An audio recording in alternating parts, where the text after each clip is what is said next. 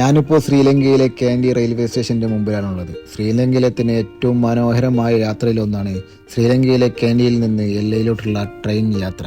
ഇവിടുത്തെ റെയിൽവേ സ്റ്റേഷൻ്റെ പ്രത്യേകത എന്ന് വെച്ചാൽ ടിക്കറ്റ് ഉള്ളവർക്ക് മാത്രമേ പ്ലാറ്റ്ഫോമിലേക്ക് എൻട്രി ഉള്ളൂ. ടിക്കറ്റ് ചെക്ക് ചെയ്യാൻ ഇവിടുത്തെ ഓഫീസർ മുന്നിൽ തന്നെ ഉണ്ടാകും. ഈ ഒരു സിസ്റ്റം നമ്മുടെ നാട്ടിൽ എന്നാണ് വരിക? ആലോചിക്കുമ്പോൾ തന്നെ ചിരി വരുന്നു.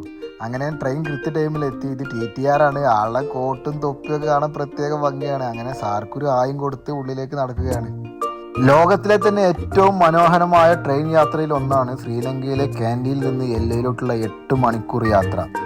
അതിന് ശ്രീലങ്കൻ മണി ഞങ്ങൾക്ക് 1500 ശ്രീലങ്കൻ റുപ്പീസാണ് ചിലവ് വന്നത്. ഇന്ത്യൻ മണി കൺവേർട്ട് ചെയ്യുമ്പോൾ അത് 500 രൂപയുടെ അടുത്താവുന്നുള്ളൂ.